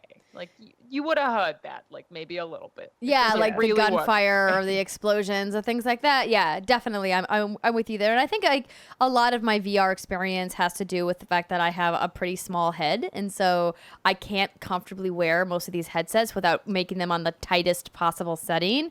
And because of that, it really like clamps down on my face and becomes uncomfortable after about 20 minutes. I'm not giving you that one. I'm not giving you. That's what she said. It's tight on your face and it clamps down for 20. I don't know. I just heard words. I heard my buzzwords in there, and I'm like, that counts. You're like, reaction. You just heard my face, and then you were like, "That's what she said." So the thing is, so let me continue with the just kind of like summarizing what the premise of the book is. So this guy that creates this oasis that billions of people worldwide are using dies, and he's got this vast fortune, and his company, Gregarious Systems Simulations, And he, in his will, he decides to leave it all to somebody who finds his Easter egg. Of course, Easter eggs. It's like Willy Wonka, but with virtual reality. Exactly. But you have to go on this quest to find the Easter egg. And so there are these people all across the world who are egg hunters, or gunters for short. And they're all in search of Halliday's Easter egg. That's the name of the guy. And in the book, and in the movie too, for like the first 5 years of this hunt, nobody has found it. It's like they've all decided he's buried it too deep, but there's a small subsection of these gunters that are still desperately trying to find the egg because it's worth billions and billions of dollars. $500 billion, I think they said in the movie. And of course you get control of the Oasis and gregarious systems. So clearly a lot's at stake. And the thing about Halliday is that he is a giant fan for 80s memorabilia and 80s references. And so all of the Gunters are studying everything from the 80s. Like they make a big whoop-de-doo in the book about Parzival, the lead character, watching these sitcoms over and over again and watching movies over and over again. And I was like, man, I can't imagine living an existence that's so bleak that I need to like put on a virtual reality headset and watch like the facts of life on repeat for like hours at a time. I mean, Wait, it's a he's good watching show, but yeah. the TV shows inside of VR? Yeah. Yeah. In the you Oasis. do everything inside the VR. Wow. Because there's nothing outside. Like outside is There's no legit space. garbage. And so the stacks that you see in the movie, I know I've seen that in the preview. So it's like trailer homes on top of trailer homes. Like that's the shit you're living in. And you go to school in VR. Yeah, because the idea is that the real world has now become neglected because so many people are inside the Oasis that the outside world just kind of like falls to ruin because there's not people there to clean it up or to clear away debris. Wasn't there a reason for it? Like It would make more war sense to thing? me if it was like poverty, population got out of hand, like nobody could afford anything. Like I would buy that more than that's like, part oh, of they all it. just like a video game. Well, That is part that's of it. definitely part of Yeah. it because like as we are experiencing in real life, the gap between like the 1% and the 99% is growing bigger and bigger every year. And imagine 20 years from today just how terrible it's going to be. Like I hope this isn't like what our reality is going to become, where like the vast majority of the planet's populations are in like abject poverty while like super rich are like in their ivory tower somewhere. But that's absolutely part of the storyline. So that's kind of like the overview of what Ready Player One is all about. And so we follow the story of this guy who is on the hunt for this treasure. And he's like Joe Schmo. No, like, you know, like he's like regular Dave kind of a thing. And then like it was just really bizarre to me how he changes throughout the book physically. So he starts off being he does get hot. He starts off being overweight, like more of like what you think of stereotypical gamer, overweight guy sitting in like a very sedentary sort of lifestyle. And then I think it's like 2/3 of the way through the book, maybe like halfway through the book, when the other Gunters are chasing him, like the evil corporation with all of the Gunters. The Sixers. Yeah. Whatever the fuck they were. What Yeah, called? Sixers. When they're coming after him and he's like locked himself in this hidey hole in this apartment, like in a different city, he like starts working out in the virtual reality system and like he won't allow himself, like he's locked himself so that he has to complete a certain amount of exercise before he's able to go back into the world and like hunt for this egg. I just thought it was really weird. It was like a Rocky training montage. It was just like I got hot all of a sudden, and you're like, what? Why? Well, it was interesting because the reason, like the catalyst for that is he is gaining so much weight from ordering takein food. Like he hasn't left his apartment in months. All of his food is delivered through this like vault door system. So he's eating all of this takeaway food, which is clearly not prepared and healthy for him. And he's sitting in a chair multiple hours all day long. And so he starts to gain weight. And so he starts to not be able to fit into his like really fancy, expensive haptic suit, which is like this full body suit that he wears that like has like all those pressure sensors and everything that we were talking about when we were talking about VR porn earlier. And so that was kind of his catalyst, and so that's why he started to. But I thought the really interesting part was when he showers every day after his workout, he has almost like a nair in his shower that like removes all of the hair from his body. So he has no hair on his head, on his face, or anywhere. So that way he has like his skin connects to the haptic suit directly, and none of the hair is interfering. And so I just imagine this kid. Does that mean he like doesn't have eyebrows? Yeah, like no eyebrows, nothing. Terrifying. I thought that they were going to show that in the weird. movie, and then they didn't, and I was disappointed. It's probably too weird. I guess like he had to be attractive because it's a movie. Like he's got to be hot the whole time. Sorry, he's got to be hot. But it's interesting, like that as a premise, the idea that if everyone was having their social interactions in VR, at a certain point you kind of would just sort of take out food and stop looking after yourself. You would just be like, well, but I live in this world. I don't live like my body's here, but that's where I live. Like you'd treat yourself totally differently. Yeah, I do think there'd be more. It would be like Wall-E, where everyone's just really obese. Because, yeah, to your point, like in the virtual world, you could just make yourself look however you want.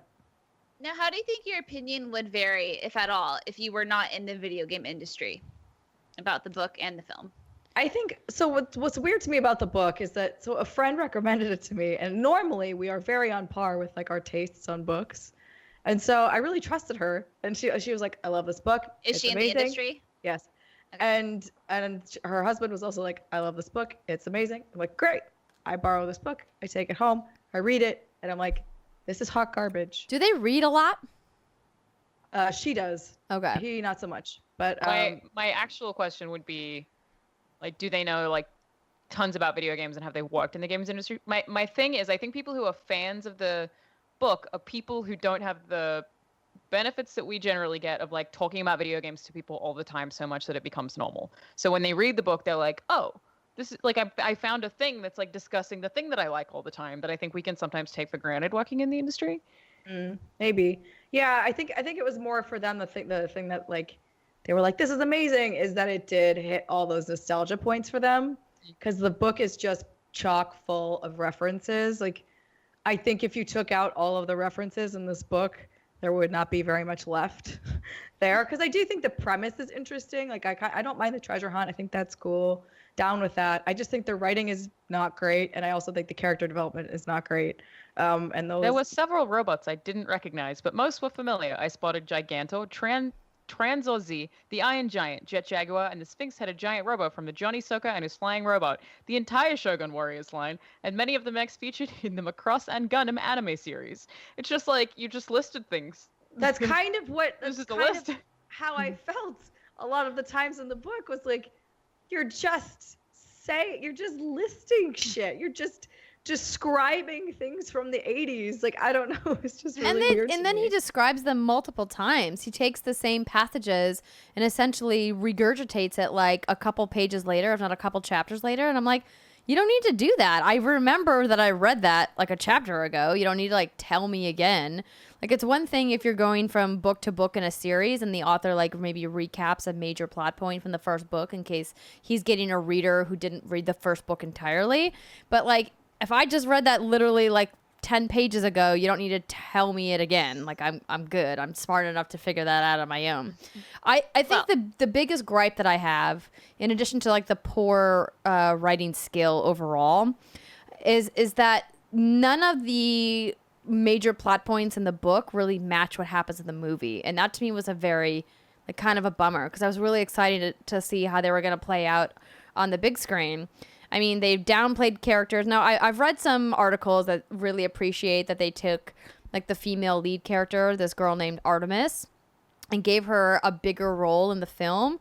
But they completely changed the dynamic between Parzival and Artemis, where he really has this amazing build-up to kind of, like, having a crush on her from afar as somebody who like blogs and writes things, and he followed her work and then meets her in the oasis like during the course of the hunt, and then like they slowly develop a relationship because they've both been gunters for so long that they've submersed themselves in like this 80s culture, and so they have a lot of these similar interests, like talking about movies and games and things that they like, and trading stories about high scores and whatnot.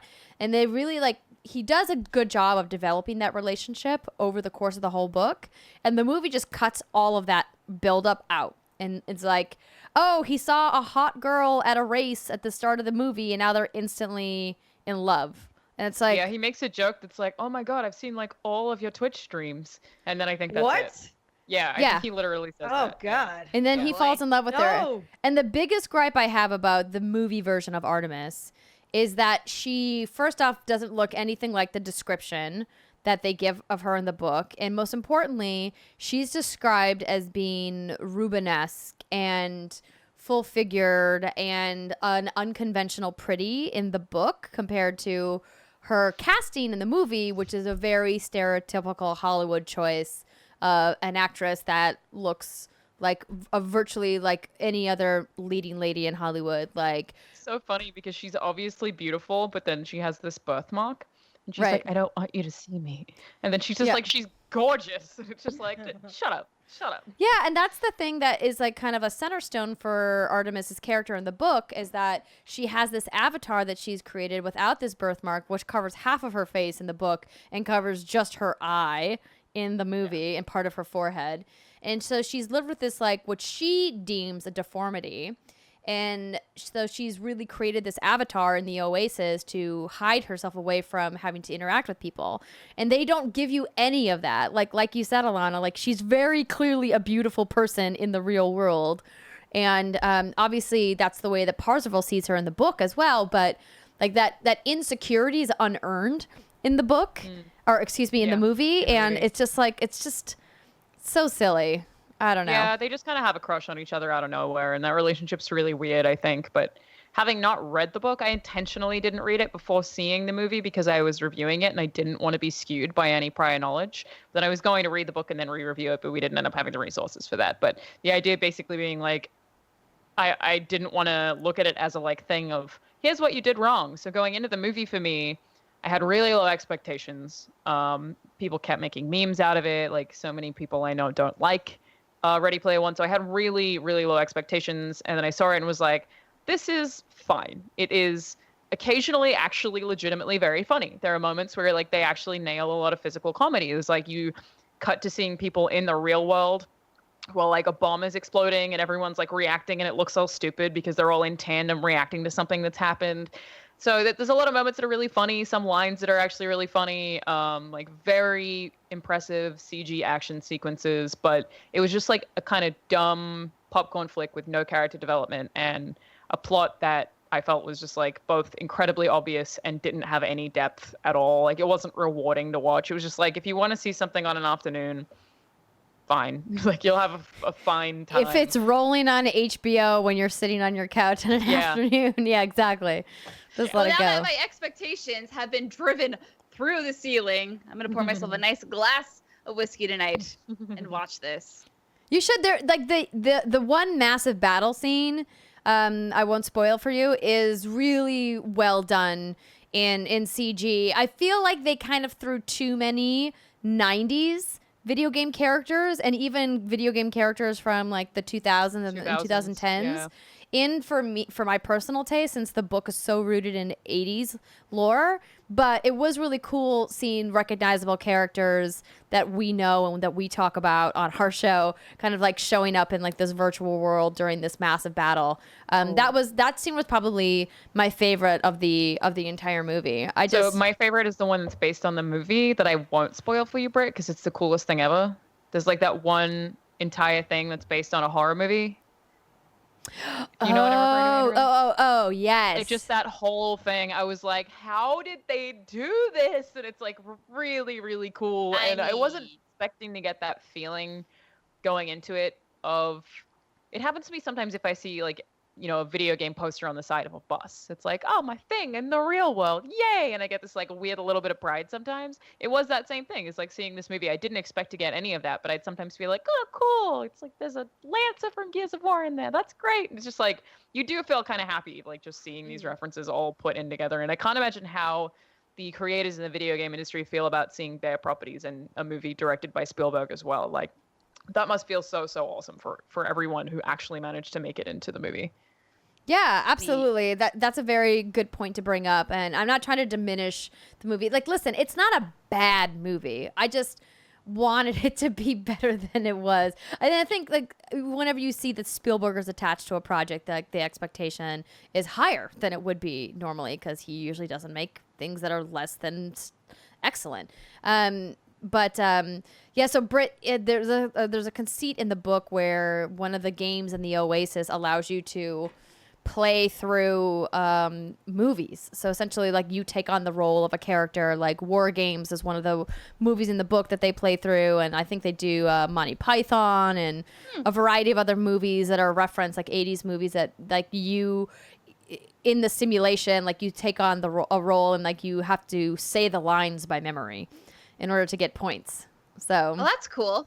Yeah. So I like this. This is kind of turned into a little like third segment spoiler cast, and I'm digging it. Yeah, it did. Yeah, this is interesting. I'm curious to see, did you guys, because I obviously didn't watch the movie, was the payoff of like finding out the twist of the best friend like interesting at all? Or was it meh? The payoff for me in the book was awesome. I thought they did a really great job of that because they didn't hint to it at all. I don't think they did a good enough job with the disguise in the movie, but maybe that's because I went in knowing what it was. Yeah, it's hard when you already know. I definitely didn't guess that would be a thing, but I also wasn't satisfied by that revelation. I was just like, oh, okay. Like, you made that the butt of a joke. Okay, that's fine. Yeah, the build up and the payoff in the book is way better than it was in the movie for sure. So, okay, just to like revisit my last question, do you think you would have enjoyed it more if you weren't in the industry, or do you think it's just kind of bad writing, bad story, bad narrative? Like, what about it wasn't like, does that make sense? Yeah, I think I would have enjoyed it. I think I would have enjoyed it far less if I wasn't in video games. Like if I didn't get all of those references, I think it wouldn't have been nearly as entertaining for me. So I think it's better. If you do, love video games, hopefully if you're listening to this podcast, you do. I think the book is worth your time. I think the movie is like, I wouldn't pay money to see it. Okay. But that's why I would argue, like, at this point, granted I haven't seen the movie, you could probably find the movie somewhere much cheaper or free. If it comes to like Netflix Yes, I mean, it's going to probably be another couple of months before it comes to those streaming services. Right now, it's only available for digital purchase. But yeah, if you can rent it, or if you can be patient and wait for it to come, like Seimer said, to Netflix. I will wait for Netflix. But I don't know, the book's like, it's a quick read. I was about to say, the good news is it's fast. It's a fast read. You're not going to be like slogging through it forever. But I did think like it was just kind of a bummer to me because I'm like, there are interesting concepts here, but I think you just bloated it with like trying to fap a little bit too much to the 80s. That's a good way to put it. Yeah. Fapping to the 80s. It happens. I like it. That should be the name of this podcast. Oh my God. Please no. This segment. Yeah, this segment. I think it should just be the Ready Player One spoiler cast because like that was a really good conversation. It was, and it wasn't like a true spoiler cast because there was a lot of things that we didn't delve into as far as like major plot points. Like, but it was good. It was good enough. It seems like the book has like way more serious stuff a lot of the time. Like actual like messed up stuff happens, whereas like nothing, just no depth to the movie really at all. Well, there's one of the major characters that dies in the book that doesn't die in the movie. Yeah. Which is kind of weird. And the casting of two of those characters, I was kind of like, I don't know. Obviously that's the hard part about reading the book first, is that you then come up with these ideas in your mind about how they're going to look. And then they don't really match your perception. And so it's kind of a bummer. But the villain, Sorrento, the leader of the Sixers, the IOI army, I thought that they cast him really well and that he seemed pretty evil. I think he felt even almost a little bit more evil in the movie. But they kind of feel like they walked him up to that line and then they walked him back from that line, like at the end. Like there was that one scene where he's like in a crowd, and I was like, why isn't everybody attacking you right now? You've very clearly identified yourself as like the bad guy. I feel like it was very PG. Like it was a very I don't know, in every way, just a friendly movie generally. I think they probably focused on making it applicable to younger audiences. Was it successful? Movie? Did it do well? Actually, let me so. look. Box Office Mojo. Ready Player One. Let's take a gander, shall we? Okay.